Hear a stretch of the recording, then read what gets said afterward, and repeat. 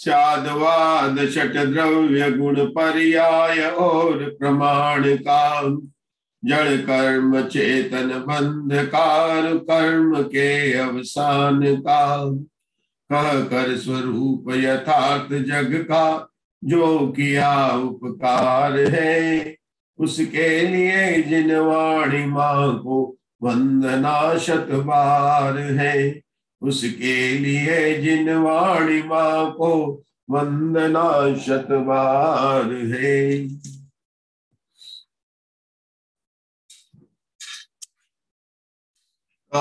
नमोकारम अरिहंताणम तहेव सिद्धाणम, आर्यवज्जाये लोगम्मि यशौवसाहुणम्, एषो परमेटिणं पंचणं विभावनमुकारो, सौवस्य कीर्माणो पावस्य पणासणो होई, सिद्धादट्टमला विशुद्ध बुद्धिये लद्द सौवत्था, तिहुवन सिर से हरया पश्यन्तु भड़ारया सौवें, तिहुवन भवन पसरिय पच्चक्कवबोह किरण परिवेढो, उयो वियणत्वणो अरहंत दिवायरो जयऊ, तिरण खग्गणिहायेणुत्तार्य मोह सेन सिरनिवहो, आर्य रावु पसियऊ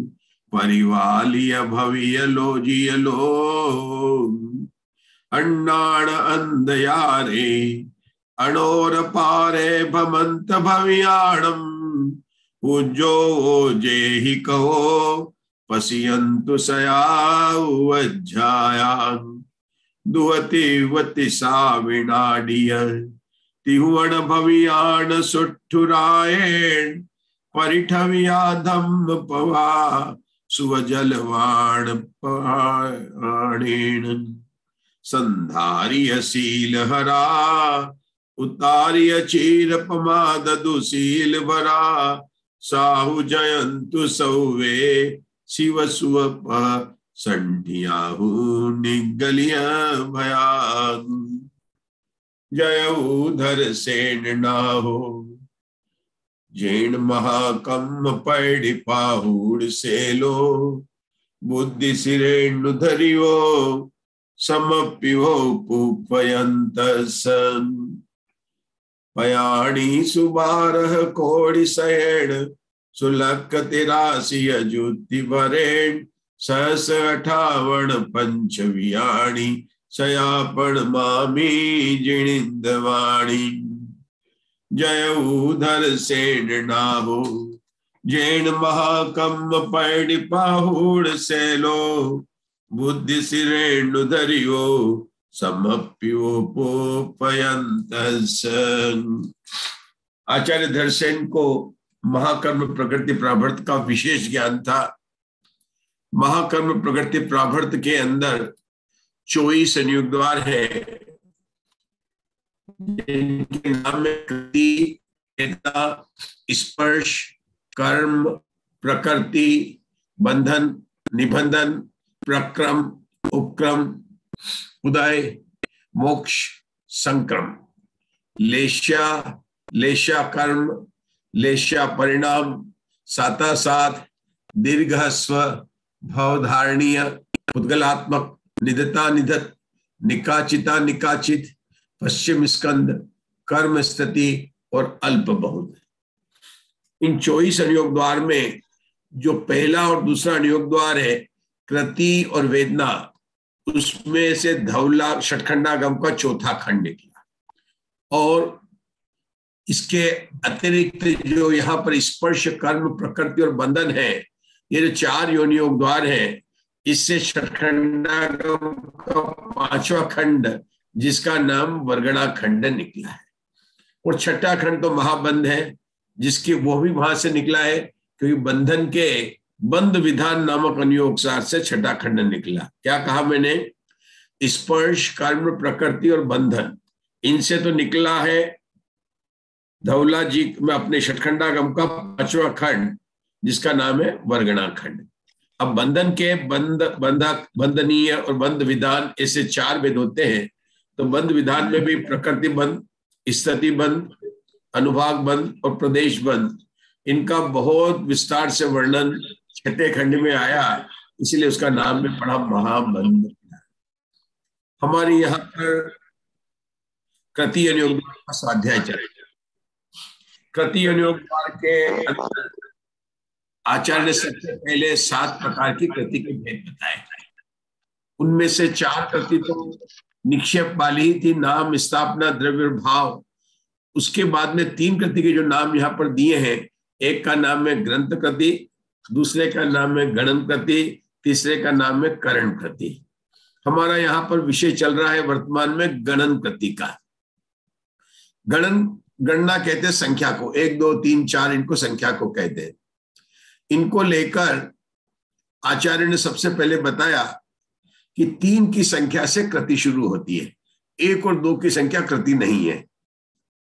मानो शिष्य का प्रश्न हो कि 1 से गणना तो 1 से शुरू होती है, आप 1 और 2 को कृति क्यों नहीं कह रहे हैं? तो आचार्य ने कहा कि कृति का जो परिभाषा है वह यह है कि किसी भी संख्या को जब उसका वर्ग करें तो हमें जो लब्ध राशि प्राप्त हो, उस लब्ध राशि में से मूल संख्या को घटाकर एक बार पुनः वर्ग करने पर अगर वृद्धि को प्राप्त हो तो वह संख्या कृति कहलाती है। इस परिभाषा के आधार से जब हम 1 की संख्या को लेते हैं तो 1 में 1 का गुणा करने पर 1 आता है, और उसमें से मूल संख्या घटाने पर संख्या नष्ट हो जाती है। तो आचार्य ने उसको कहा है नो कृति है। 2 का लिया तो 2 का वर्ग तो 4 होता है, मूल संख्या करने पर 2 आया, लेकिन फिर वर्ग किया तो वही 4 का 4 उत्तर आया।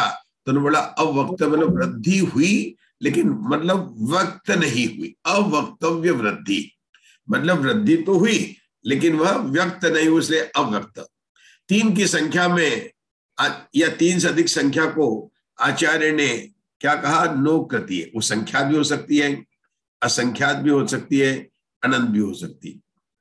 इसको लेकर इस परिभाषा के बाद में अशोका जी 4 अधिकार इस गणन कृति में आए। पहले का नाम था ओघानुगम, दूसरे का नाम था प्रथमानुगम, तीसरे का नाम था चर्मानुगम और चौथे का नाम था संचयानुगम।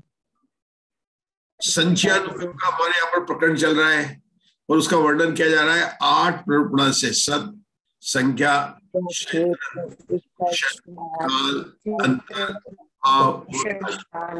मधु जी कौन सी प्ररूपणा चल रही है? अपनी 4 हो चुकी है, सत, संख्या, क्षेत्र, स्पर्श और कालानुगम की अपनी प्ररूपणा चल रही है। उसमें भी हमने कालानुगम में कल अपन ने गति मार्गणा भी देख ली थी पूरी, 4 गतियों के अंदर अपने बहुत विस्तार से अपन ने देख लिया उसको। और उसके बाद में इंद्रिय मार्गणा की हमने वासना की थी कि इंद्रिय मार्गणा के अंदर बहुत सारे जो भेद बताए थे।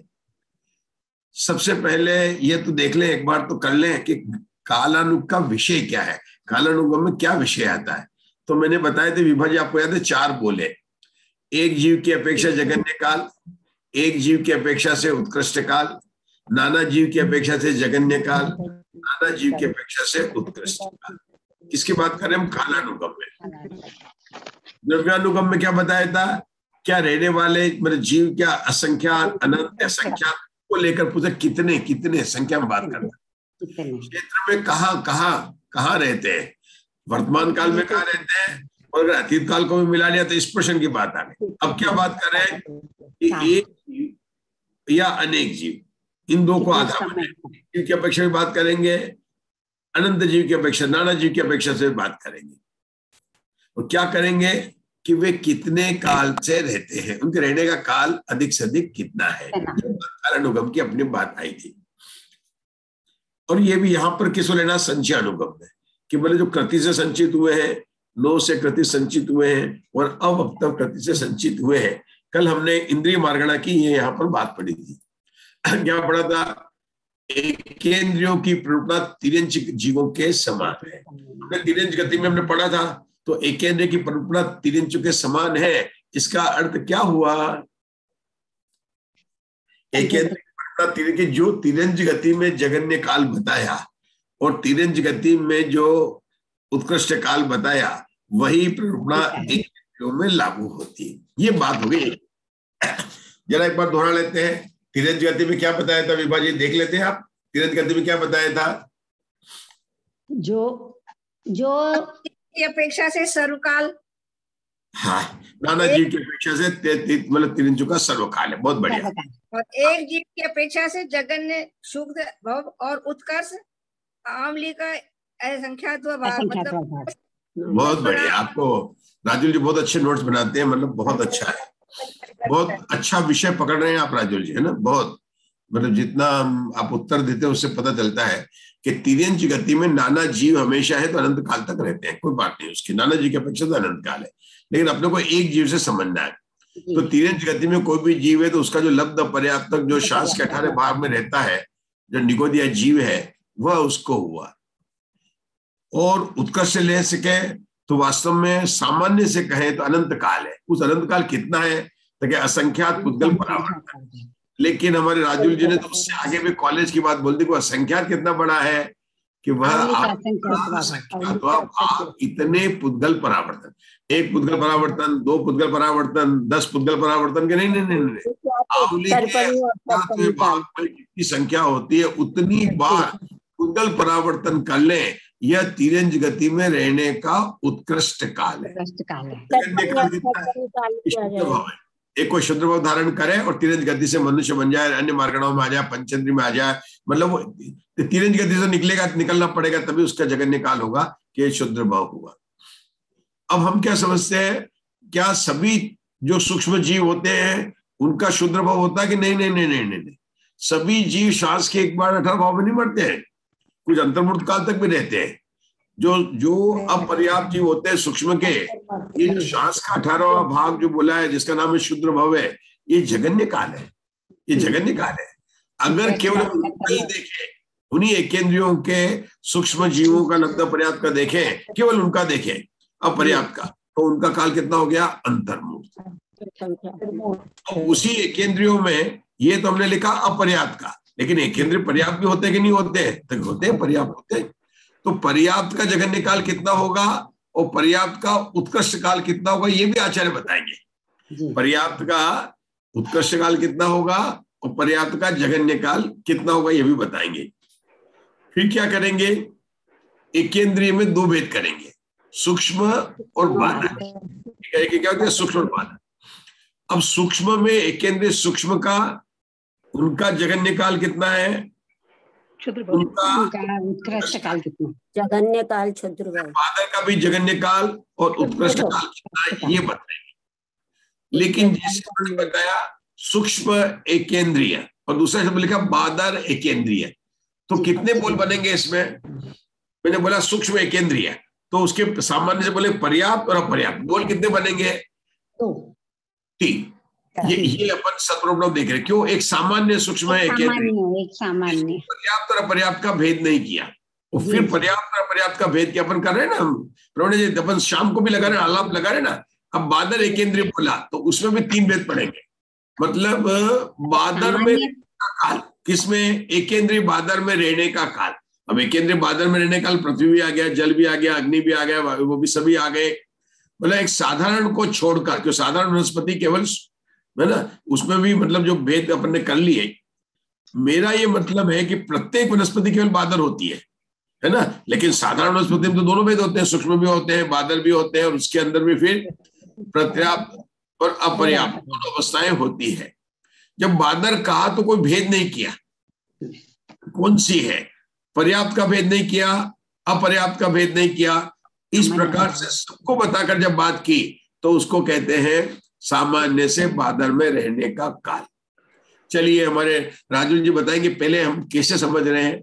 हमने बताया था तिर्यंच गति, है ना, तिर्यंच गति में हमने बात किया, तो तिर्यंच गति में हम कैसे बताएंगे, एक जीव की अपेक्षा से और नाना जीव की अपेक्षा। नाना जीव की अपेक्षा तिर्यंच गति का रहने का काल कितना है कि सर्वकाल है, मतलब चाहे वो जनवरी हो, चाहे फरवरी हो, चाहे उत्सर्पणी काल हो, चाहे उत्सर्पणी काल हो, आज हो, कल हो, अनंत काल बाद हो, पहले वो तिर्यंच गति में नाना जीव हमेशा ही पाए जाते हैं, पाए जाएंगे, इसलिए उनका काल कह दिया सर्वकाल। काल। सर्वकाल। एक जीव की अपेक्षा से तिरंज गति में क्या लिया कि एक जीव की अपेक्षा से अभी तिरंज गति बात की, तो हम ये भेद नहीं करेंगे कोई एकेंद्रिय है, दो इंद्रिय, तीन इंद्रिय, चार इंद्रिय, पंचेंद्रिय, सूक्ष्म है, बादर है, पर्याप्त है, अपर्याप्त है, कोई भेद नहीं किया। सिर्फ हमने क्या कहा, तिरंज में रहने का। तो जिस को तिरंज गति रहते हैं उनमें सबसे उत्कृष्ट काल किसका? ये बात जरूर है कि रहने का तो एकेंद्रियों का ही होगा उत्कृष्ट काल, तिरंज गति में उत्कृष्ट काल उसी मार्गणा में रहने वाले। तो वो कितना है? तो सामान्य से जो कहेंगे, जो हमारी पाठशाला की भाषा में कहेंगे कि तिरंज गति में रहने का काल अनंत काल है। कितना काल है? अनंत काल। लेकिन ये बात पाठशाला की हुई, स्कूल के लेवल पर गए तो क्या बोला कि आवर्तन। लेकिन राजोल जी तो कॉलेज में चले गए, उन्होंने बोला, क्या बोला उन्होंने? उत्तर तीसरा दिया, क्या दिया? अंगुल के असंख्यात्व भाग। आवली का आवली का असंख्यात्व भाग इतने पुद्गल परावर्तन। आवली का असंख्यात्व भाग, आवली का असंख्यात्व भाग है, अंगुल का नहीं। आवली का असंख्यात्व भाग मतलब आवली के असंख्यात भाग में जितने समय होते हैं उतनी बार वो पुद्गल परावर्तन करे। एक शब्द आप लोगों ने सुना होगा, ढाई पुद्गल परावर्तन, एक शब्द सुना होगा अर्ध पुद्गल परावर्तन। ये सब क्या है? तो सुना है, अर्ध तो सुना है, तो सुनना ही चाहिए, क्योंकि अपना जल्दी से जिसको भी सम्यक दर्शन होने के बाद पुद्गल परावर्तन काल में मोक्ष चला जाता है ना। लेकिन अपने को तो इतना लंबा नहीं, 4-5 भाव में जाने का है, ठीक है। अर्ध पुद्गल परावर्तन काल तो बहुत बड़ा काल। आप लोगों महावीर स्वामी का भी उससे भी मतलब अर्ध पुद्गल परावर्तन काल से भी कम था, लेकिन वो कहाँ भटके हैं, वो एकेंद्रीय पर्याय में गए, अपन कह नहीं सकते, उनके भाव नहीं गिन सकते। अर्ध पुद्गल परावर्तन काल बहुत बड़ा है। लेकिन हुआ ऐसा होता है, कोई ये सम्यक दर्शन प्राप्त करे और मिथ्या गुण स्थान में आ जाए तो अधिक से अधिक अर्ध पुद्गल परावर्तन काल तक रहते हैं। अभी 2.5 पुद्गल परावर्तन काल इन मोक्ष मार्ग प्रकाशक में भी आया, टोटरमल जी साहब ने भी लिखा है। ये 2.5 पुद्गल परावर्तन ये किसका काल है? कि जो ये निगोद जीव होता है ना, निगोद जीव, उसमें 2 प्रकार के होते हैं। एक होते हैं इतर निगोद और होते हैं नित्य निगोद। अभी 2.5 पुद्गल बोल रहे हैं तो नित्य निगोद का तो हो नहीं सकता कि वो अनादिकाल से और अनंत वहीं पर ही है। तो किसका? इतर निगोद का। मतलब जो एक बार निगोद से निकला, अन्य पर्यायों में आया और वापिस निगोद में आ गया, तो उसका अब अधिक से अधिक कितना रहे, वापिस कितने काल तक रह सकता है? 2.5 पुद्गल परावर्तन काल तक रह सकता है। तो हमने कितने बोले हैं? आवली के असंख्यात परावर्तन, अर्ध पुद्गल परावर्तन, 2.5 पुद्गल परावर्तन, अलग अलग है। अर्ध पुद्गल परावर्तन कौन है? जिसने एक बार सम्यक दर्शन प्राप्त कर लिया है, वो भव्य है और वो नियम से मोक्ष जाने वाला है, तो कितने अधिक से अधिक काल के बाद मोक्ष चला जाएगा। मतलब उसके संसार में भ्रमण करने का जो समय है वो अर्ध पुद्गल परावर्तन से अधिक नहीं है, ज्यादा नहीं होगा। जो आवली के असंख्यात भाग पुद्गल परिवर्तन कहा। पुद्गल परावर्तन कितना बड़ा होता है? एक पुद्गल परावर्तन में पसीना छूट गया था हमारा। हमने की थी यहाँ पर गोष्ठी की थी, हमने यहाँ पर 5 परावर्तन पर गोष्ठी की थी। तो पुद्गल परावर्तन, और शायद विभाग आपका विषय था, फिर आप बोल नहीं पाए थे, चले गए थे कहीं, ना किसी का था, याद नहीं आ रहा मुझे। आप अपने घाटकोपर से लोग थे, मतलब सभी सब लोग थे। बहुत अच्छी गोष्ठी हुई थी। तो वो पुद्गल परावर्तन काल के अंदर, पुद्गल परावर्तन काल एक था, लेकिन यहाँ कितने करे हैं? आवली के असंख्यात विभाग पुद्गल परावर्तन है, तिरंज गति में रहने का काल है। अब हमारी गति मार्गणा के बाद में इंद्रिय मार्गणा शुरू हुई आज तो, और उसमें बोला क्या बात कहता है? एक इंद्रिय में रहने का काल कितना है? तो आचार्य ने क्या बताया नहीं कि तिरंज गति के समान है। क्या बताया? तिरंज गति के समान है। तो हमने तिरंज गति के समान हमने उसको पढ़ लिया। कितना समान है उसको पढ़ा तो देखिए क्या लिखा यहाँ पर, एकेंद्रिय के तिरंज जीवों के समान है। इसका उत्तर राजुल जी फिर दीजिए सबको एक बार, क्या मतलब हुआ? राजुल जी, हाँ, तिरंज के जीव के समान अर्थात कितना है? जरा उत्तर बता दीजिए। हाँ, उसका सर्वकाल। हाँ हाँ, और नाना जी की अपेक्षा सर्वकाल बहुत बढ़िया, अपेक्षा से तो सर्वकाल है। और एक जीव की अपेक्षा से शूद्र भाव और जगन्य काल, शूद्र भाव और उत्कर्ष काल, असंख्यात उत्सर्पणी उत्सर्पणी ब्रह्म। आवली का पीछे मत बोलो। ये कौन बोला बीच में गलत बोला? आप जब भी बीच में बोल रहे हैं आप लोग गलत बोलते हैं। हाँ। उत्कर्ष से क्या हो असंख्यात। रहा है अपन जो लिख रहे हैं ना, जिसको बोला जाए ना, बोलिए राजुल जी। हाँ, हाँ जी। यहाँ पर नहीं है, नाना जीवों अवसर बताए। बोलिए बोलिए। नाना जीवों की अपेक्षा सर्वकाल और एक जीव की अपेक्षा से जगन से शूद्र भाव और उत्कर्ष से असंख्यात असंख्यात पुद्गल परावर्तन। असंख्यात पुद्गल मतलब आवली के असंख्यात भाग बराबर पुद्गल परावर्तन, लेकिन वो भी असंख्यात है, उसको असंख्यात पुद्गल परावर्तन कहते हैं।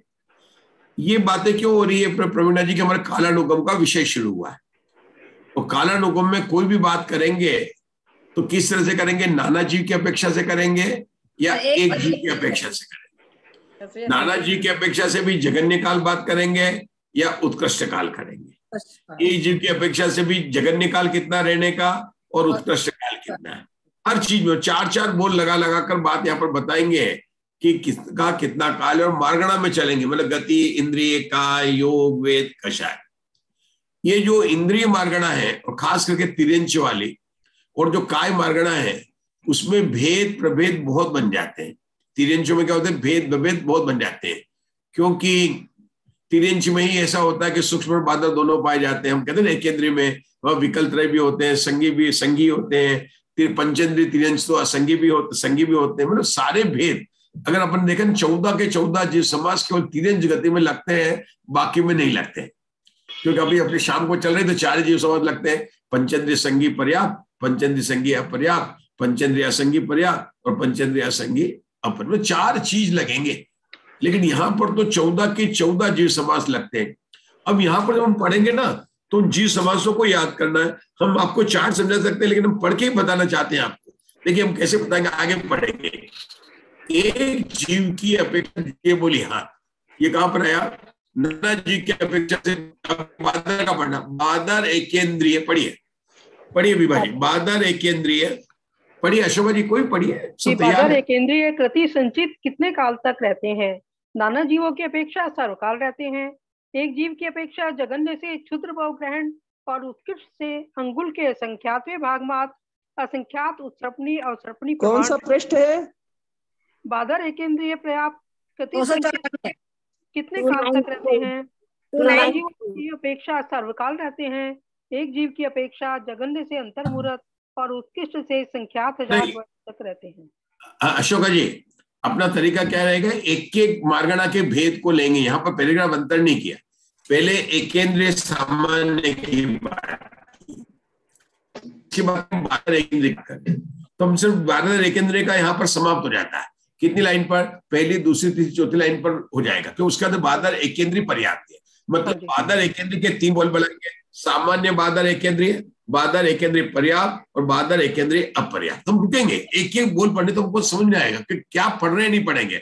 उसके बाद हमको देखना है सूक्ष्म का आएगा तो सूक्ष्म एकेंद्रीय सामान्य, सूक्ष्म एकेंद्रीय पर्याप्त, सूक्ष्म एकेंद्रीय अपर्याप्त, फिर उसमें भी आगे भेद करते चलेंगे। ये अभी तो जब इससे जब अभी यहाँ पर काय मार्गणा नहीं, इसलिए अच्छा है कि अपने यहाँ पर है, नहीं तो काय मार्गणा में जाएंगे तो इतर निगो, वो जो प्रत्येक वनस्पति, पृथ्वी काय, जल काय, अग्नि काय, वायु काय, सबकी बात करने वाले हैं। अग्निकाय जीव की बात करेंगे और अपने को सबकी पता भी देना, उनके यहाँ सबकी आयु याद हो जाएगी। जैसे अपन बोलते हैं, अभी अपन उस विषय में प्रवेश नहीं किए, लेकिन एक ऐसे विषय जो ना बहुत बड़ा विस्तार से होने वाला है, क्योंकि अग्निकाय जीव है उसकी 3 दिन की आयु है, वायु का जीव है उनकी 30,000 वर्ष की, जल का जीव की 7,000 वर्ष है, पृथ्वी काय की 22,000 अगर अपन लोग बोले, और वहां भी शुद्ध की करें तो उसकी फिर अलग है, वनस्पति काय जीव की करें तो 10,000 वर्ष है। मतलब सबकी अलग अलग आएंगी। 2 इंद्रिय जीव के अलग है, 3 इंद्रिय जीव के अलग है, 4 इंद्रिय जीव के अलग है, 5 इंद्रिय जीव के अलग है, सबकी आयु अलग अलग है। लेकिन वो बात कब आएगी? जब हम काय मार्गणा में जाएंगे। अभी हमारे चल रहे इंद्रिय मार्गणा में चल रहे हैं। तो अभी हमने पहले तो सामान्य एकेंद्र की बात कर ली, उसके बोल हमने देख ली है। अब हम कर रहे हैं बादर एकेंद्र। आचार्य ने पहले बादर लिया है, मतलब क्या किया कि सामान्य एकेंद्रीय में से सूक्ष्म जीवों को निकाल दिया तो बादर एकेंद्रीय जीव आ गए। मतलब जितने कुल एकेंद्रीय जीव थे, मतलब एकेंद्रीय कितने गए कि सारी समस्त तिर्यंच राशि में से 2 इंद्रिय, 3 इंद्रिय, 4 इंद्रिय और पंचेंद्रिय को माइनस कर दिया तो एकेंद्रीय बचे। तिर्यंच गति में कितने जीव थे कि सारे जीव राशि में से पहले सिद्ध भगवान को माइनस किया, फिर किसको किया, देवगति के जीवों को माइनस किया, फिर नरक गति के जीव को माइनस किया, फिर मनुष्य गति के जीव को माइनस किया, तो उत्तर आ गया तिरंज गति के जीव। तिरंज गति में जीव आए तो सूक्ष्म और बादर दोनों आ गए। अब तिरंज गति के जो टोटल जीव थे, है ना, उसमें से हम अभी एकेंद्र को लिया, तो एकेंद्र को लिया तो मतलब 2 से पंचेंद्र को माइनस कर दिया था, तो एकेंद्र जीव आ गए। अब एकेंद्र में भी सूक्ष्म और बादर होते हैं, आचार्य सबसे पहले बादर को ले रहे हैं। तो बादर में भी किसको ले रहे हैं, सामान्य ले रहे हैं, फिर पर्याप्त ले रहे हैं, फिर अपर्याप्त ले रहे हैं।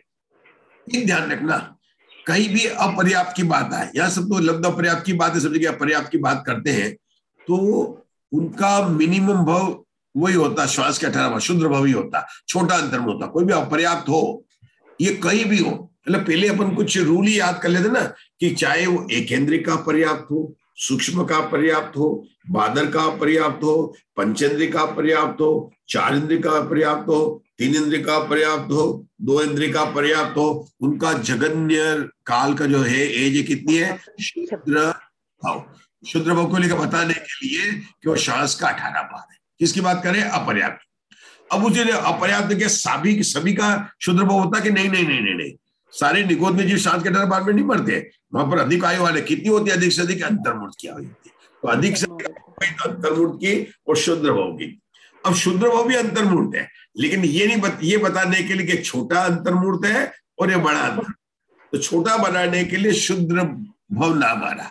हमारे दूसरे खंड का नाम है शुद्र बंद, खुद्दा बंद, शुद्र बंद नाम आएगा उसका, मतलब थोड़ा, है ना, उसको थोड़ा बताने के लिए। तो शुद्र भाव हो गया, किसका हो गया, अपर्याप्त का। जब बादर में लिखेंगे तो बादर में जगन्य आयु इनकी सबकी कितनी हो जाएगी, अंतर्मूर्त हो जाएगी, कितने अंतर्मूर्त, और उत्कृष्ट आयु अलग अलग हो जाएगी।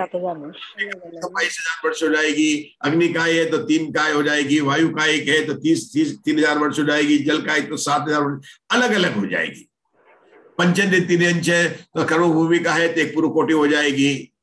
मतलब बादरों में फिर आयु बदल जाएगी, ये बात है। लेकिन अभी इन्होंने तो बात कर रहे हैं केवल एकेंद्रिय में बादर की बात कर रहे हैं, और ये बोलते कोई जीव एकेंद्र में बादर में रहे तो कम से कम काल कितना रहेगा और अधिक से अधिक कितना काल रहेगा। इन्होंने पर्याप्त और अपर्याप्त को भेद नहीं किया, तो बादर अपर्याप्त और बादर पर्याप्त दोनों के बीच में बता रहे कि सामान्य बादर एकेंद्र की बात कर रहे हैं, तो जगन्य भाव तो शुद्र भाव आ जाएगा, वो हो जाएगा अपर्याप्त वाला। वो पर्याप्त लेकर वो एकेंद्र में बादर ही में रहे, बादर एकेंद्र बादर एकेंद्र बादर एकेंद्र बादर एकेंद्र बादर एकेंद्र बादर एकेंद्र बादर एकेंद्र, कब तक रह सकता है, यहां पर आएगा अंगुल के असंख्यात भाग। यहां पर अंगुल का असंख्यात भाग है। जब हम एकेंद्र में पढ़ रहे थे ना, तो वहां पर क्या आया था, आउली उद्गल परावर्तन, और यहां पर किसका आ रहा है, बादर एकेंद्रियों में रहने का उत्कृष्ट काल। बादर एकेंद्र में रहने का उत्कृष्ट काल मतलब पर्याप्त का भेद नहीं किया, अपर्याप्त का भेद नहीं किया, तो कितना हो गया, अंगुल का असंख्यात भाग। अब हमारे राजुल जी का प्रश्न आ गया कि अंगुल का असंख्यात भाग का क्या मतलब है। देखिए, असंख्यात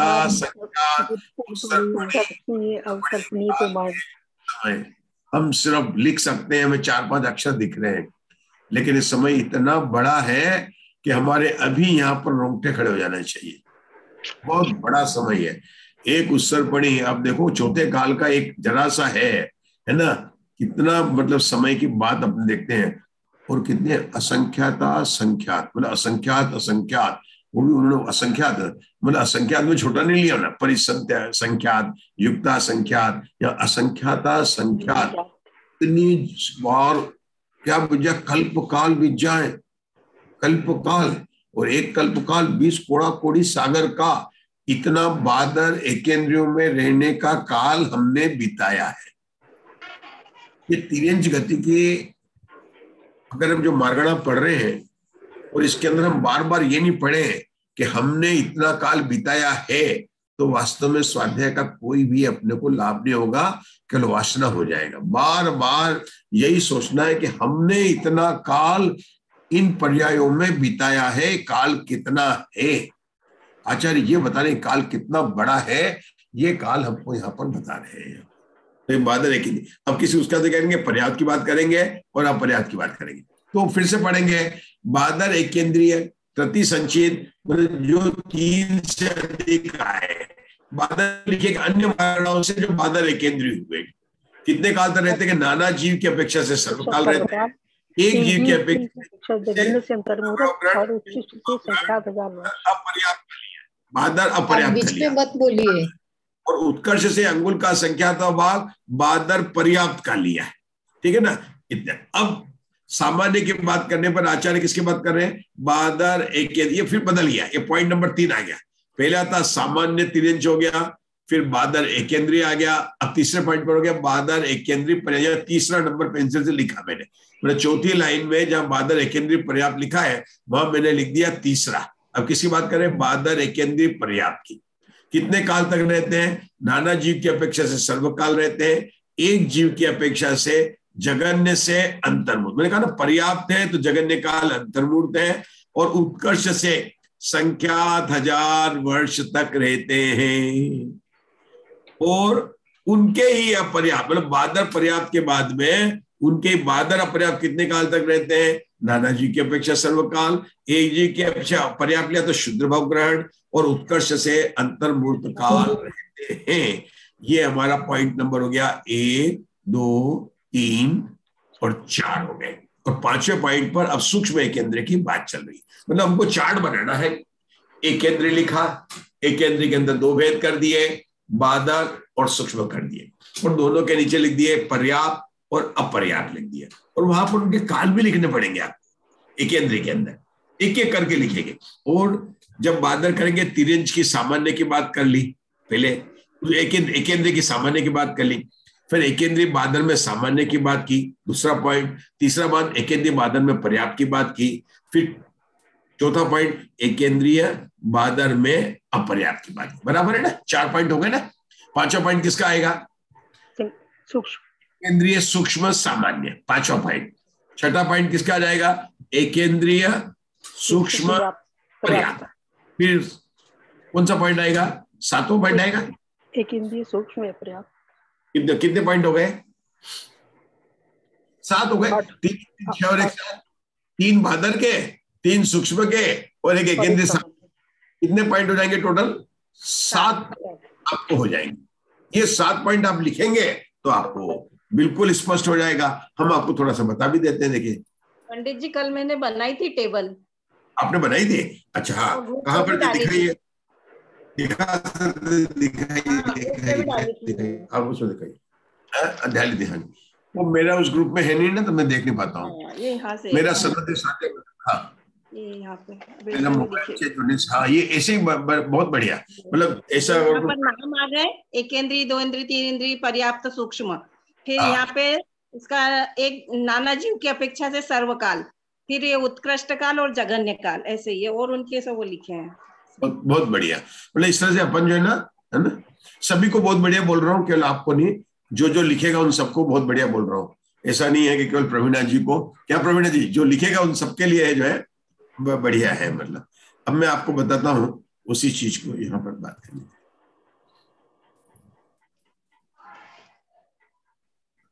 दिखाई दे रहा होगा?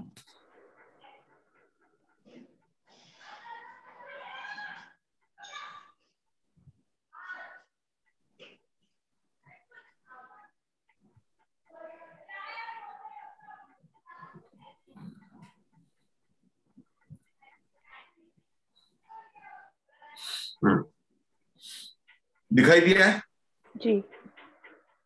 ये देखिए, मैंने यहाँ पर ये टेबल जो ना ऊपर हमने उसके ऊपर टेबल इसको और ऊपर कर दिया। यहाँ दिख रहा होगा आपको एक केंद्रीय दिख रहा होगा नीचे, एक केंद्रीय, यहाँ लिखा सूक्ष्म, यहाँ लिखा बादर, यहाँ लिख दिया अपर्याप्त, यहाँ लिख दिया पर्याप्त, यहाँ लिख दिया अपर्याप्त और यहाँ लिख दिया पर्याप्त। और इनके ऊपर में आके जगन्य काल, उत्कृष्ट काल, जगन्य काल, उत्कृष्ट काल, जगन्य काल, उत्कृष्ट काल, जगन्य काल, उत्कृष्ट काल, सबका यहाँ पर काल बदल। ये यहाँ पर जो है इंद्रिय मार्गणा में यही बात बताई है। दिखता है अशोका जी? दिखता है आपको?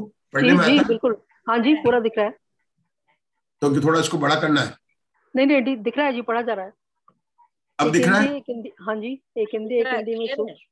हाँ, अगर दिख रहा तो आप पढ़िए तो मुझे पता लगेगा। एक केंद्रीय में सूक्ष्म में अपर्याप्त और पर्याप्त। अपर्याप्त का सूक्ष्म केंद्रीय, अपर्याप्त जगन्य काल, क्षुद्र भाव उत्कृष्ट काल अंतर्मुहूर्त। फिर ये सूक्ष्म कौन सी पर्याप्त के बात? सूक्ष्म एकेंद्रीय अपर्याप्त जगन्य काल अंतर्मुहूर्त उत्कृष्ट काल अंतर्मुहूर्त। फिर बादर, बादर में अपर्याप्त और पर्याप्त। अपर्याप्त क्या? बादर एकेंद्रीय अपर्याप्त जगन्य काल क्षुद्रभाव उत्कृष्ट काल अंतर्मुहूर्त। और बादर एकेंद्रीय अपर्याप्त में जगन्य काल अंतर्मुहूर्त और उत्कृष्ट काल संख्यात 1000 वर्ष। ये इसमें पर्याप्त में ना बादर एक इंद्रिय पर्याप्त लिख दिया ये वाला। हाँ, फिर पर्याप्त की जगह अपर्याप्त हो गया है। कहाँ पर कर देते ठीक कर? हाँ, वो जो है पर्याप्त किया गया यहाँ पर टाइपिंग में ना, पर्याप्त हो गया। दोनों में हो गया, सूक्ष्म और बादर में। एक और इसमें अंतर दिखता है, बताता हूँ मैं आपको। ये तो 1 मिनट में ठीक हो जाएगा। ये क्या लिखा है? कल भी दिखाया था यही वाला। ये देखिए, ये पर्याप्त हो गया, ठीक है ना। एक और मुझे जो यहाँ पर अंतर लग रहा है, उत्कृष्ट काल अंतर्मुहूर्त ना, असंख्यात मुहूर्त, ठीक है। तो ये बराबर बात है। अब इसी को अपन पढ़ते हैं, इसके मतलब पुस्तक के आधार से पढ़ते हैं। इसका चार्ट तो बताया हमने आपको। चलिए आगे पढ़ना है, पढ़िए आगे। सूक्ष्म का पढ़ना है, सूक्ष्म पढ़िए। सूक्ष्म एकेंद्रीय नाना जीवों की अपेक्षा सर्वकाल रहते हैं। एक जीव की अपेक्षा जगन्य से क्षुद्र भाव ग्रहण और उत्कृष्ट से असंख्यात लोक प्रमाण काल तक रहते हैं। ये चीज ये फिर बोल याद करने का है। मतलब जो सूक्ष्म जीव जो है, सूक्ष्म एकेंद्र की बात करें, अगर उसमें पर्याप्त अपर्याप्त का भेद नहीं करें, कभी मतलब पर्याप्त हो कभी अपर्याप्त हो, तो असंख्यात लोक प्रमाण है। लेकिन केवल शुद्ध भव का ले, मतलब केवल पर्याप्त का ले, तो भी अधिक से अधिक अंतर। केवल अपर्याप्त का ले या पर्याप्त का ले, दोनों का अंतर्मुहूर्त, लेकिन दोनों को टोटल करके 2 अंतर्मुहूर्त नहीं है। कितना? असंख्यात लोग बराबर है। ये एक बहुत बड़ी बात है कि केवल हम एक पर्याप्त का ले सूक्ष्म में तो शुद्र भाव है, अगर अपन अपर्याप्त का ले तो शुद्र भाव पर्याप्त, शुद्र भाव भी अंतर्मुहूर्त है। तो दोनों को मिलाकर कितना काल हुआ? 2 अंतर्मुहूर्त। 2 अंतर्मुहूर्त नहीं है, असंख्यात लोक प्रमाण है। कितना है? अब यहाँ पर कौन कौन से बोल विशेष आए? पहला बोल था एकेंद्रियों में उत्कृष्ट रहने का काल, आवली का असंख्यात में भाग बराबर पुद्गल परावर्तन, वो बोल याद रखना था। दूसरा था बादर में, बादर एकेंद्र में रहने का उत्कृष्ट काल, वह कितना था? अंगुल के असंख्यात में भाग काल, तो जिसमें क्या है? तीसरा बोल सूक्ष्म एकेंद्रियों में लगातार रहने का काल कितना है? ताकि असंख्यात लोक प्रमाण है। कितने बोल बताए मैंने? 3 बोल खास है, बाकी बहुत नहीं, सब याद आ जाएंगे। चौथा बोल जो भी आया नहीं है वो निगोद जीव का है, कि जो निगोद में जो इतर निगोद है उसका अधिक से अधिक रहने का काल 2.5 पुद्गल परावर्तन काल है। ये 4 बोल अगर हम रखेंगे तो हमको थोड़ी सी आसानी रहेगी। कौन से 4 बोल बोले मैंने आपको? 4 बोल बोले, देखो पहला बोल बोला सामान्य को या एकेंद्री को, कि एकेंद्री में अधिक से कितने रह सकता है? कि असंख्यात बराबर। उस असंख्यात का प्रमाण कितना है? वहां पर आवली का असंख्यात। अब बादर एकेंद्री में कुछ ज्यादा से ज्यादा रहना चाहे कितना रहेगा? कि अंगुल का असंख्यात। केंद्र में अधिक से रहने लगा क्या क्या? असंख्यात लोक प्रमाण काल तक रह सकता है। कितने हो गए? 3 बोल। और चौथा बोल जो हमने जो है वह है कि कोई जीव निगोद से निकला, बाहर आया और पुनः वह निगोद में आया, तो वो क्या हो गया? इतर निगोद हो गया। उसमें अधिक से अधिक रहने वाले काल 2.5। ये 4 काल याद रखने, बाकी काल तो बिल्कुल आपको याद आ जाएंगे, क्योंकि उसमें क्या है कि हमें पता है कि जैसे पृथ्वी का, जल का, अग्नि का की जब बात करेंगे तो हमें पता 22,000, 7,000, 3,000, तो कुछ भी नहीं पता हो, लेकिन ये तो यहाँ तो संख्यात 1000 वर्ष है। क्या बोल दिया? कुछ संख्यात 1000 वर्ष है, 4000, 5000, 6000, लेकिन हजारों वर्ष में। जब हम सूक्ष्म की बात करेंगे तो श्वास के 18 पाद वाला शुद्र भाव है। जब पर्याप्तों में जगन्य की बात करेंगे तो अंतर्मूर्त है। बस यही, इसी के बीच में सारे बोल के ये बनते हैं। और बोल कितने बन जाते हैं यहाँ पर? कि देखिए बादर के कितने बने थे? बादर के बने थे 3, सूक्ष्म बने थे 3, और उसके बने थे 7। और 7 के जगन्य काल और उत्कृष्ट काल। तो बोल कितने बन गए? 14 बोल इसमें बन जाते हैं। तो इस प्रकार से यहाँ पर तिरंज गति की उन्होंने बात बताई। अब हम आगे चलेंगे। अब आचार्य जो है इसके बाद में यहां से लिखते हैं, आगे से क्या लिखते देखिए, बात करते हैं। नीचे पढ़िए, पढ़िए प्रवीणा जी। तीन इंद्रिय नीचे से तीसरी लाइन है। द्विइंद्रिय, तीन इंद्रिय, चतुर्इंद्रिय व उनके ही पर्याप्त जीव 3 पदों वाले नाना जीवों की अपेक्षा से सर्वकाल रहते। मिला आपको? मिला। अब मिला तो बोलिए, जिसको मिला बोलिए। उनके ही पर्याप्त जीव 3 पद वाले नाना जीवों की अपेक्षा सर्वकाल रहते हैं। ये 3 पद कौन से? 2 इंद्रिय, 3 इंद्रिय, 4 इंद्रिय, ये पद क्या है? कौन से पद है? तीनों पद। ये कौन से चक्र? हाँ, ये 3 पद। ये नहीं समझा चक्रवर्ती क्या है, कामदेव और तीर्थंकर 3 पद, वो बात नहीं है। यहाँ पर 3 पद, न 2 इंद्रिय, 3 इंद्रिय, चतुर्थ। यहाँ पर 3 पद है, कृति संचित, नो कृति संचित और अवक्तव्य संचित। ये कितने रहते हैं कि सर्वकाल रहते हैं, मतलब हमेशा रहेंगे। एक जीव की अपेक्षा से जगन्य से शुद्र भाव। ये शुद्र भाव किसकी अपेक्षा से है राजुल जी? अपर्याप्त की अपेक्षा से।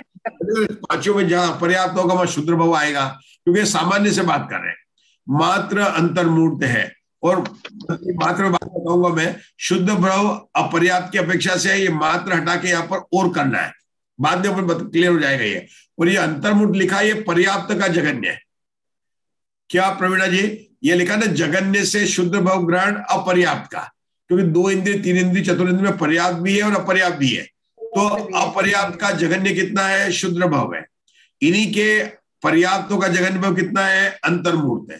और या शुद्र भाव तथा अंतर्मूर्त क्या लिख रहे हैं? तथा, तो हम समझ जाएंगे किसके हो गया। और उत्कर्ष 1000 वर्ष रहते हैं, किसका से है ना? तथा शुद्र भाव मात्र अंतर्मूर्त सामान्य की अपेक्षा से। नहीं, शुद्र भाव जो है ये अपर्याप्त की अपेक्षा से है ना। और अंतर्मूर्त है, ये पर्याप्त का जगन्य है। पर्याप्त कोई जीव हो, 2 इंद्रिय, 3 इंद्रिय, जो पर्याप्त उसका हो। और जो उत्कर्ष संख्या 1000 वर्ष रहा है, ये किसका है? ये वास्तव में देखा जाए तो बादर का, उनके मतलब उनका उत्कृष्ट भाव है। इसका पर्याप्त वालों का उत्कृष्ट। 2 इंद्रिय, 3 इंद्रिय, 4 इंद्रिय के पर्याप्त का संख्या 1000 वर्ष।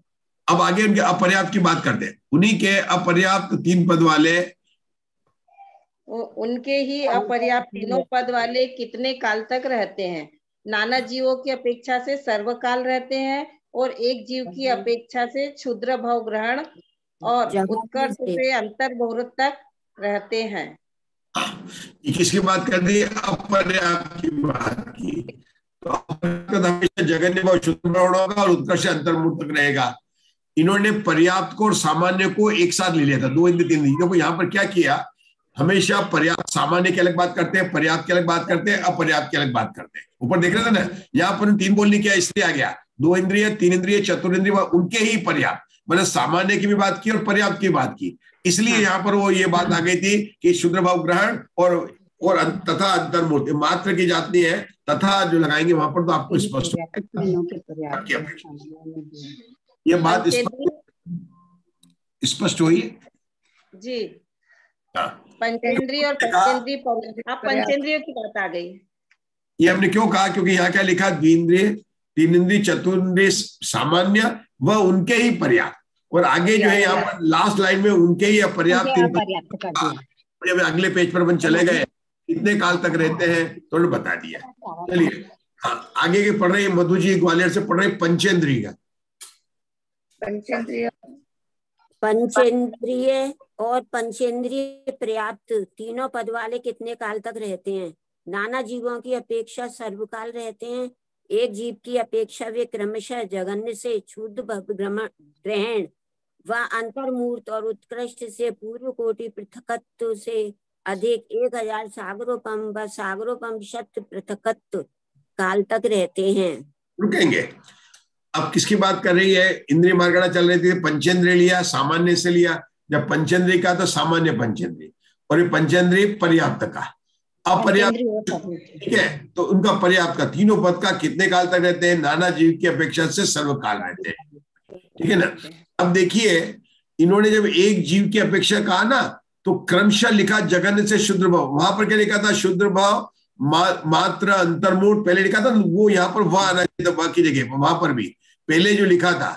आप ध्यान दे रहे हैं, सभी 2 इंद्रिय 3 इंद्रिय की जब बात कर रहे थे और वहां पर बोला था 2 इंद्रिय जीव और उनके पर्याप्त, तो वहां पर क्या लिखा था? शुद्ध भाव ग्रहण मात्र अंतर्मूढ़, और आगे उन्होंने लिखा था, तो वो ये कई शब्द आना चाहिए। क्रमशः जगन्य से शुद्ध भाव ग्रहण अपर्याप्त की बात कर रहे हैं, अंतर्मूढ़ पर्याप्त की अपेक्षा से बात कर रहे हैं, और उत्कर्ष से पूर्व कोटि पृथकत्व अधिक 1000 सागरोपम और सागरोपम शत पृथकत्व काल तक रहते हैं।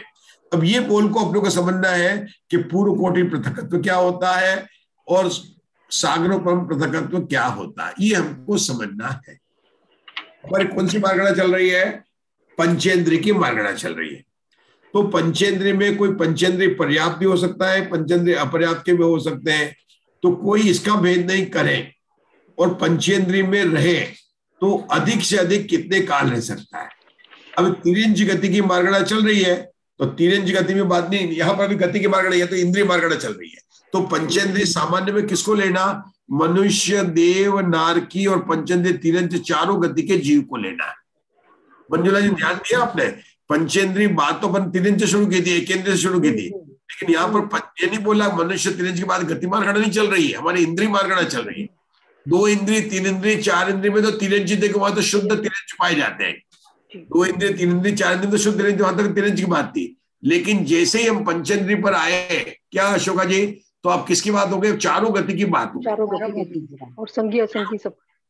और इन गति में आपको याद होगा कि पंचेंद्रिय तिर्यंच हो या पंचेंद्रिय मनुष्य हो, तो उनकी अधिक से अधिक आयु कितनी होगी? कि भोग भूमिका होगा तो 3 पल्य होगी, अगर कर्म भूमिका होगा तो 1 पूर्व कोटि होगी, अगर देह में जाएगा, अगर मिथ्या दृष्टि है तो ऊपर देह में 31 सागर तक जाएगा, नीचे नरक में 33 सागर तक जाएगा, साथ मिथ्या दृष्टि, और सम्यक दृष्टि है तो ऊपर कहां तक जाएगा? 33 सागर। क्योंकि यहाँ पर सम्यक मार्गणा नहीं चल रही है, यहाँ पर इंद्रिय मार्गणा चल रही है। जब सम्यक मार्गणा चलेगी तब वहां पर हम भेद करेंगे, लेकिन यहाँ पर कौन सी मार्गणा चल रही है? इंद्रिय मार्गणा में सब इतना लेना है कि कोई भी गति का हो वो पंचेंद्रिय होना चाहिए। और यहाँ पर तो पर्याप्त और अपर्याप्त की बात नहीं कर रहे, पंचेंद्रिय पंचेंद्रिय पंचेंद्रिय हो रहे, तो उसमें लगातार रहने का काल, मतलब वो चाहे पंचेंद्रिय गाय बने या वो देवांगना बने या वो नरक में जाए या मनुष्य बने, सेठ बने, सेठानी बने, गधा बने, कुछ भी बने, पंचेंद्रिय की चीज लेनी चाहिए, है ना, है ना, बराबर। नाना जीवों की अपेक्षा तो सर्वकाल है, सुअर बने या सेठानी बने, सब पर आ गया ना, है ना। वो पंचेंद्रिय की बात होनी चाहिए कि पंचेंद्रिय में रहे। तो उन्होंने, आचार्य ने एक शब्द बोला सागरोपम, दूसरा बोला पृथकत्व। पृथकत्व का संख्या का सामान्य से लेते अपन 3 से 9, क्या लेते अपन? 3 से 9 बहुवाची है। लेकिन यहां पर जब आते ना, तो कल मैंने बताया था कि यहां पर अर्थ क्या लेना है? 96, 48, है ना। 48 का फिर आधा करेंगे तो कितना रहेगा? तो 1/3 करेंगे तो 16, मतलब अलग अलग जगह पर भाव आएंगे। मैं बताऊंगा कैसे हुआ, कल शाम को मैंने बताया था। अभी तो पहले समझो, अपन समझे कि यहाँ पर शब्द कहां से आ गए, क्योंकि ये बातें ये बताई, आचार्य ने बताई। क्या बताया? पहला शब्द, पहला बोल क्या है? हाँ अशोका जी, पूर्व कोटि पृथकत्व से अधिक 1000 सागरोपम। कितने सागरोपम? 1000 सागरोपम। अच्छा, ये पहले एक ही बात करें, सामान्य से पर्याप्त हो या पर्याप्त ऐसा कोई भेद नहीं किया, तो कितना रहेगा? पूर्व कोटि पृथकत्व से अधिक 1000 सागरोपम। अरे अधिक को हटाओ ना, 1000 सागरोपम बोलो ना। हाँ, हम 1000 सागरोपम बात करेंगे, मतलब पंचेंद्रिय में रहने का कितना है? कुछ अधिक 1000 सागरोपम। ये कुछ अधिक है ना, कितने अधिक है? कि पूर्व कोटि पृथकत्व से अधिक। अरे अधिक को बाद में लेंगे, मूल शब्द कितना है? 1000 सागरोपम। और यहाँ पर कितना है? सागरोपम शत पृथकत्व, केवल पर्याप्त पर्याप्त पर्याप्त पर्याप्त, मतलब देवनारकी देवनारकी देवनारकी बने, क्योंकि अपर्याप्त के भाव तो मनुष्य और तिरंज में होते हैं, देव और नारकी तो पर्याप्त के ही भाव होंगे। तो सागरोपम शत पृथकत्व काल तक, क्योंकि पर्याप्त लेना, क्या बात कर रहे हैं हम, ये बात कर रहे हैं कि पंचेंद्रिय में अधिक से अधिक रहने का काल कितना है। हमने फिर इसके बाद में क्या देखा कि पंचेंद्रिय तो चारों गति में पाए जाते हैं, और हमें पता है कि देव और नारकियों में आयु कितनी होती है, जब उन्होंने बोला कि 1000 सागरोपम, क्या पृथकत्व शत सागरोपम, और पृथकत्व को हो जाएंगे, पृथकत्व का वैल्यू 9 ले लो। विभा जी आपसे डिस्टर्बेंस हो रहा है, थोड़ा म्यूट कर लीजिए। पंचेंद्रिय पर्याप्त में क्या लिखा उन्होंने, पृथकत्व शत सागरोपम, शत का मतलब क्या होता है 100, अशोका जी 100, तो, और पृथकत्व का 9 ले लो ना अधिक से अधिक, तो कितना हो गया 900 सागर। अपने को समझना है ना पहले, नहीं तो कभी ये याद नहीं रहने वाले।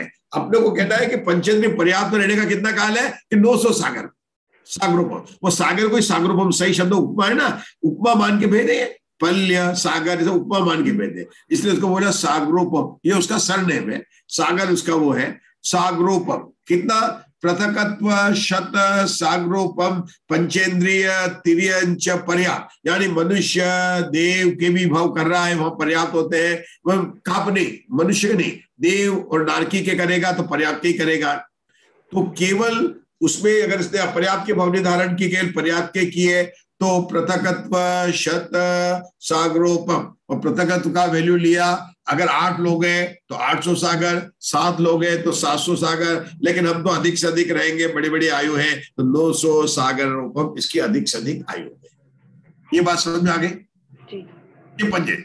अब ऐसा हो, ये ऐसी आयु है तो इतनी बड़ी आयु कहाँ मिलेगी कि वो या तो देव के भाव धारण करेगा या नरक के भाव धारण करेगा।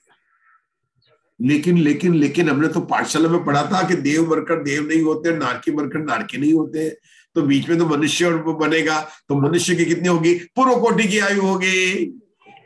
और पंचेंद्रिय पर्याप्त पूर्व कोटि की, इसलिए यहाँ पर पूर्व कोटि आ गई कि भोग भूमि में जा सकता है, कि हाँ जाएगा ना, हम अंत में भेजेंगे उसको कि उसके बाद में उसको छुट्टी कर देंगे, तो उसको अंत का भाव लेंगे, पूर्व किसका, भोग भूमि का, और बाकी सब लेंगे पूर्व कोटि का। आप समझे? इस तरह से शब्द तैयार हुए, आचार्य हमको समझा रहे हैं कि उन्होंने क्या लिखा था, जब इन्होंने प्रतिज्ञा की थी आचार्य की, कृति नोकृति और अपतव, इन पद को उदाहरण से समझाते। क्या समझाते हम? उदाहरण से समझाते। अब उदाहरण क्या समझाएंगे कि पंचेंद्रिय में रहने का काल कितना है, अभी भेद पर्याप्त को लिया अपन ने, कितना लिया, पृथकत्व शत सागरोपम 900 सागर, तो कहाँ रहेगा ये देवों में रहेगा, नारकियों में रहेगा, लेकिन हर बार तो रहेगा, बीच बीच में मनुष्य तिरंज बनेगा, हाँ बनेगा, बिल्कुल बनेगा, तो हम उसको बोल देंगे वो फिर अधिक में रहता। वो किस में रहता? अधिक में रहता। ये ध्यान रख लेना, साधिक में कुछ अधिक बोल दिया तो उसकी बात के बाद बता दें। जब उन्होंने अपर्याप्त का भाव लिया तो क्या किया कि जो यहाँ 900 सागर था ना, वो कितना हो गया, 1000 सागर से भी अधिक हो गया। यहां अधिक से अधिक कितना हुआ, पंचेंद्रिय पर्याप्त रहने वाले का कितना हुआ था, 900 सागर हुआ था। जब पर्याप्त और पर्याप्त दोनों को मिला लिया तो कितना हो गया, एक तो 1000 सागर हो गया, और फिर क्या हो गया, पूर्व कोटि पृथकत्व से अधिक। वो पूर्व कोटि मतलब ये कोटि पूर्व के मनुष्य के और तिरंज के भाव लिए, और उससे कुछ अधिक पूर्व कोटि पृथकत्व। और पृथकत्व में वहां पर अंतर आता है कि मनुष्य और तिरंज और इनके जो भाव धारण करे, कि वो वहां पर पर्याप्त अपर्याप्त दोनों है, और जब अपर्याप्त और पर्याप्त के धारण करे तो अधिक से अधिक कितने धारण कर सकता है, 96 पूर्व कोटि होती। कितनी होती है? 96 पूर्व कोटि। लेकिन हर जगह अंत में आचार्य भोग भूमिका लेते हैं तो कहते हैं 95 पूर्व कोटि, और अंत में हो जाते हैं 3 पल्ले से अधिक। यहां पर भी इतना डिटेल नहीं भी दिया है, मैंने तो आपको समझा दिया है कि सागरों को 1000 सागरों से भी अधिक। अब संजय जी ने प्रश्न भेजा मुझे चैट बॉक्स में, आप बता रहे हैं लेकिन अभी हम सोच रहे हैं कि इतना बड़ा काल कैसे हो सकता है। तो आचार्य ने संजय जी के जिज्ञासा को सुन लिया और एक उदाहरण देकर हमको समझा रहे हैं। अब उदाहरण देकर समझाएंगे आपको, और उदाहरण की गाथा ऊपर से पढ़नी है। पढ़िए, कौन पढ़ेगा? हाँ पढ़िए अशोका जी। सोधम्मे माहिंदे पड़म पुड़विये होति सदुगुणिदम ब्रह्मादि आरणच्युत पुड़वीणम होदि पंचगुणम। पढ़िए विभाजी। सोधम्मे माहिते, पढ़िए। सोधम्मे माहिते पढ़म पुड्विये होदि चतुगुणविदम ब्रह्माणि आरणच्युत पुड़वीणम होदि पंचगुणम। देखो उसको करना था ना, कहाँ भेज दिया? नरकों में भेज दिया और स्वर्गों में भेज दिया। तो आप करके बताएंगे, उदाहरण से बताएंगे। तो पहला क्या लिखा? सोधर्म और महेंद्र देव, और उसके बाद प्रथम पृथ्वी मतलब रत्न प्रभा नरक में पहला स्वर्ग का युगल ले लिया और पहली पृथ्वी ले ली। और उसमें कितना हो गया कि जहां की आयु है वहां कितने 4 से गुणा करना है। कितना करना है? 4। मतलब 4 बार पहले नरक में भेजना, 4 बार पहले स्वर्ग में भेजना, 4 बार दूसरे स्वर्ग में भेजना। क्यों भेजना है? कि हमारे संजय जी का 1000 सागरोपम कैसे आता है, ये 900 सागरोपम कैसे आता है। तो आचार्य कहते हैं रुको हम उदाहरण करके आपको बताते हैं। और ये जब बताएंगे ना तो अब इसके अंदर बहुत आनंद आने वाला है। ये देखो ऐसे पढ़ेंगे तो नहीं समझ में आएगा, लेकिन हम बता रहे हैं ऐसे पढ़ेंगे तो आपको आनंद आने वाला। उन्होंने बड़ा सोधर्म इंद्र और महेंद्र में ले लिया, तो वहां कितनी बार भेजा? 4 बार भेजा। और पृथ्वी में भेजा 4 बार हुआ। तो कितने सागर हो गए? अब तो विभाजी बता देंगे। पहले पृथ्वी की आयु 4 सागर है और वह 4 बाला तो 16 हो जाएगा। 16 आ जाए। और सोधर में 16 सागर है और वहां तो 2 में 4 का गुणा करेंगे तो 8 सागर। एक बार जन्म लिया, 2 बार जन्म लिया, तो ऐसे उसका गुणा कर देंगे। लेकिन हमको तो पूरे 1000 और 200 सागर करने, आप क्या कर रहे हो? 4-4 2-2 कर रहे हैं। नहीं, चिंता मत करो, अभी बहुत स्वर्ग बाकी है। तो नीचे क्या बोल रहे हैं? ब्रह्मादि मतलब ब्रह्म से लेकर आरण स्वर्ग तक, मतलब ब्रह्म स्वर्ग कौन सा? 5वां है, तो 5वें से लेकर आरण तक, आरण रचित मतलब ये 16वें स्वर्ग। और आगे की जो पृथ्वी है, दूसरी तीसरी चौथी 5 छठी, वहां कितना 5 गुणा होता है। कितने भाव करना है? कि 5 भाव करना है कि 6 भाव करना है, ये आचार्यों ने बताया है। ठीक है, चलिए एक बार फिर से ये हमारे मधु जी ग्वालियर जी पढ़ लीजिए, गाथा को पढ़ लीजिए। सोधम्मे माहिंदे, सोधम्मे माहिंदे पर्णम पुण्वीये होदि चतुर्गुणिदम ब्रह्मादि आरणच्युत पुण्वीनम होदि पंचगुणम। ठीक है, म्यूट कर लीजिए। अब संजय जी आपने प्रश्न पूछा था, आप ही गाथा पढ़ लीजिए 122। संजय जी ने प्रश्न पूछा था, संजय जी पढ़िए। सोधम्मे माहिंदे पढ़म पुड़विये होदि चतुर्गुणिदम ब्रह्मादि आरणच्युत पुड़विन होदि पंचगुणम। बहुत बढ़िया। अब पढ़ी संजय जी, अब आगे पढ़ी, क्या कैसे समझाए आपको आचार्य के समझा रहे, बताइए। सौधर्म महेंद्र और प्रथम पृथ्वी में 4 बार और ब्रह्म कल्प से लेकर आरण अच्युत कल्पों तथा द्वितीयादि पृथ्वियों में 5 बार उत्पन्न होने पर उक्त पंचेंद्रिय काल पूर्ण होता है। यह गाथा पंचेंद्रिय काल की प्ररूपणा करती है। मतलब पंचेंद्रिय काल में कितना कि सागरोपम पूर्व कोटि पृथगत बताया था, उस काल को बताने के लिए हम ये गाथा का मतलब ये बता रही है अपने को। अब कैसे बता रही है जरा देखिए, आप आगे देखिए। चलो पढ़िए यह गाथा, आगे बढ़िए। सोधर्म, बोलिए बोलिए। यह गाथा पंचेंद्रिय काल की प्ररूपणा करती है। सोधर्म महेंद्र और प्रथम पृथ्वी में 4-4 बार उत्पन्न हुए तथा द्वितीयादिक 6 पृथ्वियों व ब्रह्म लोकों को आदि लेकर आरण अच्युत कल्प तक के देवों में 5 बार उत्पन्न हुए। जीव का पंचेंद्रिय काल पूर्व कोटि पृथकत्व 96 से अधिक 1007 पृथ्वियों में 4 + 15। इतना ऐसे समझा के पढ़ाइए हमको। हम लोग इतने, आप लोग तो बहुत ज्यादा इंटेलिजेंट है, हम लोग धीरे धीरे पढ़ते हैं, इतनी जल्दी नहीं है। अभी उन्होंने 2 लाइन बताई। पहली लाइन में बोला पहला स्वर्ग और दूसरा नर्क, और पहली पृथ्वी रत्न प्रभा में 4 बार उत्पन्न, और दूसरी पृथ्वी से हमें जहाँ जाना नहीं है 7वें नरक तक कितनी बार उत्पन्न किया? 5-5 बार उत्पन्न किया। उसके अलावा उन्होंने आगे के ब्रह्म स्वर्ग से लेकर 16वें स्वर्ग तक में 5-5 बार में उत्पन्न किया गया।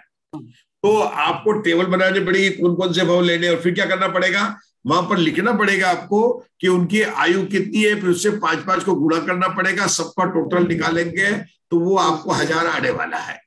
एक चीज यहाँ पर आपने देखा होगा, आचार्य ने खुद ही लिख दिया 96 लिखा। हाँ। ये 96 ना वो कोट पृथकत्व के लिए लिखा है 96, है ना, 96 आया है। मतलब आचार्यों का ही वर्णन मैं आपको और बताऊंगा कि कहां पर है। 96 वर्ड जो है ये अधिक से अधिक इतनी पूर्व कोटियां हो सकती, कितनी हो सकती है, अधिक से अधिक। ये 96 से क्या याद आया विभाजी, मुझे याद आ गया, और भी जगह आता 96। किसको याद आया, आप लोग तो सब जगह पढ़ते हैं,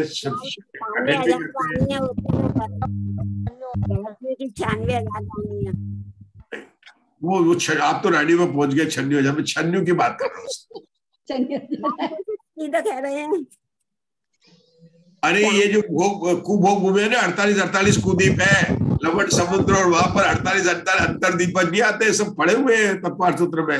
मतलब मुझे 96 से फौरन ये याद आ गया वहां पर कि 96 से अपन ने वहां पढ़ा था।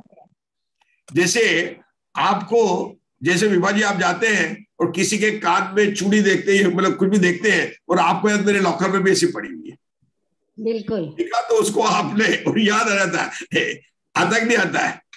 आता है सर। आपने देखा होगा, याद आ कि ये तो मेरी बेटी को भी मैंने जो अपनी शादी में चढ़ाई थी, ऐसी यही डिजाइन चढ़ाई थी। कैसी याद है, जल्दी आती नहीं आती है कि मेरी बेटी को मैंने शादी में ये डिजाइन की चूड़ियां उसको चढ़ाई थी।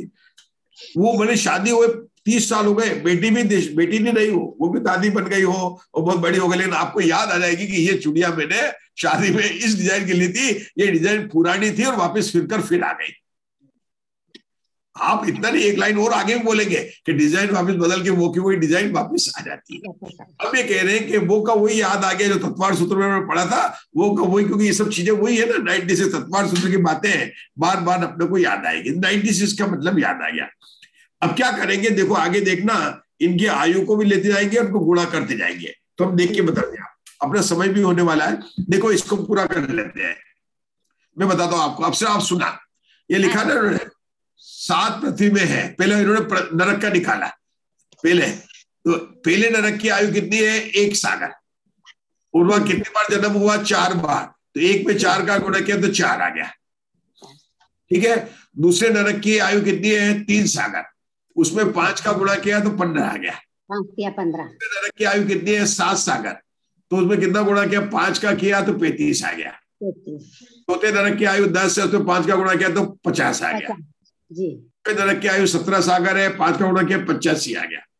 छठे सागर है, 5 का गुणा किया 110 आ गया। 7वें नरक की आयु 33 सागर है, 5 का गुणा किया 165 आ गया। कुल जोड़ा 464 सागर आप नरक में रहने का काल आ गया। अब सोधर्म इंद्र से निकालेंगे। संजय जी आपके प्रश्न का उत्तर दे रहे हैं आचार्य कि कैसे आया 1000 सागर। अब संजय जी को थोड़ी प्रसन्नता हुई कि उनका उत्तर मिल रहा है। देखो सोधर्म इंद्र में पहला लिखा 8, क्योंकि पहले और दूसरे स्वर्ग में उन्होंने 4 भाव कराए थे। सोधर्म इंद्र की पहले स्वर्ग की आयु कितनी है, 2 सागर, तो 2 में 4 का गुणा किया तो 8 सागर। महेंद्र की आयु कितनी है, 7 सागर, 7 में गुणा किया तो 80 आ गए। इसी तरह से ब्रह्म स्वर्ग की उन्होंने किया तो 5 का गुणा किया तो 10 सागर है ना। ये 14 सागर है, तो 14 में 5 का गया तो 70, फिर 20 में ये 5 का किया 16 सागर में 5 का गुणा किया तो 80 आ गई। फिर 18 में किया तो 90 आ गया। फिर 20 में किया 5 का गुणा आ गया, है ना। 22 में किया तो 110 आ गया, मतलब लास्ट का, तो कुल हो गया 563 सागर। और दोनों को दिया तो सागर को मात्र होता है पंचेंद्र स्थिति को लेकर भ्रमण करने वाले जीव की यह एक रीति बतलाई है, किंतु सर्वथा ऐसा नियम नहीं है, क्योंकि अन्य प्रकार से भी पंचेंद्र भ्रमण कर सकते हैं।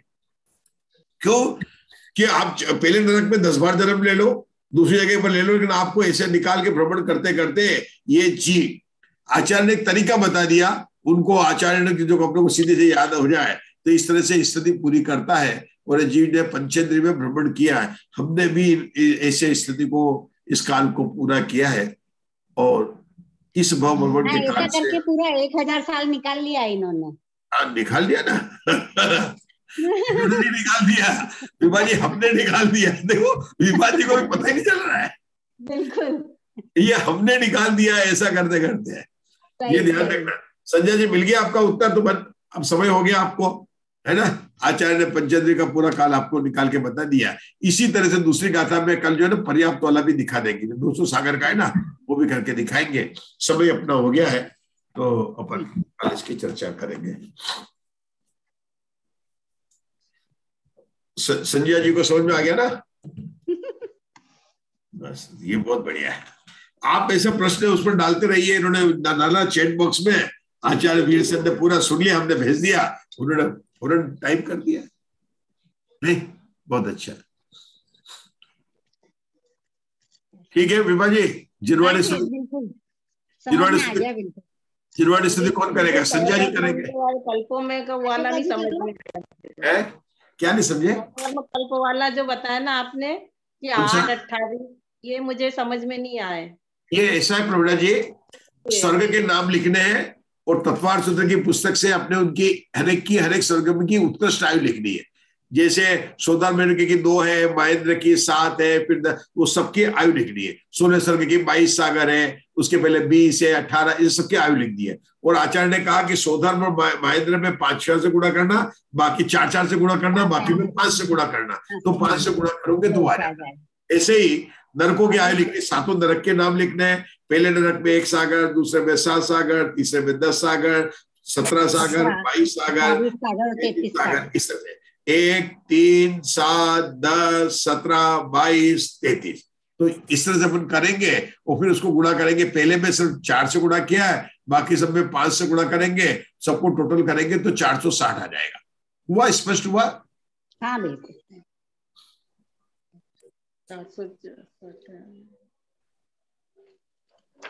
हाँ, अगर अपने पास में तत्वार्थ सूत्र की पुस्तक जो आंसर है ना, उसमें उससे डिवाइड कर देने का। जैसे उन्होंने 8 सागर लिखा, 8 की वैल्यू है तो 4 से डिवाइड करना, 2 सागर आ जाएगा। तो उन्होंने कहा था सोधर्म और पहले में 4 से 4 बार लिया है, फिर आगे सब में 5-5 बार लिया। मतलब सोधर्म और महेंद्र में 4 बार और बाकी ब्रह्म स्वर्ग से लेकर आगे के स्वर्ग तक 5 बार। पहली पृथ्वी में 4 बार, दूसरी पृथ्वी से लेकर 7वीं पृथ्वी में कितनी बार जन्म लिया कि उन्होंने 5-5 बार जन्म लिया। तो वहां की आयु को 5 से गुणा करेंगे तो ये अपने पुस्तक की प्राप्ति हो जाती है। ये उदाहरण, और आचार्य बोला एक रीति है, एक उदाहरण है। फॉर एग्जाम्पल उदाहरण, कोई नियम नहीं कि इतने काल तक रहेगा, अन्य जगह में रह सकता है लेकिन इतना काल पूरा कर सकता है।